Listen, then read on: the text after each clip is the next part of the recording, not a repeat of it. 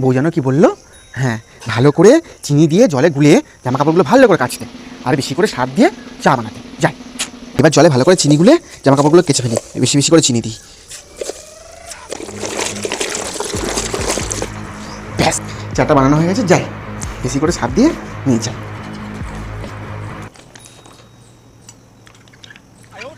আমার ঢোলকমলি বউ হেভি খুশি হবে। যাই। ও বউ, ও ঢোলকমলি বউ, তোমার জন্য স্পেশাল চা নিয়ে এসেছি আমি। হয়ে গেছে চা? কি চা যে বানিয়ে এনেছে কে জানে।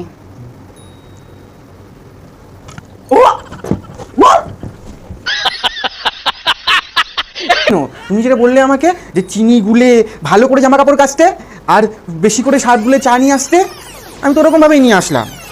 তোমার একদিন কি আমার একদিন।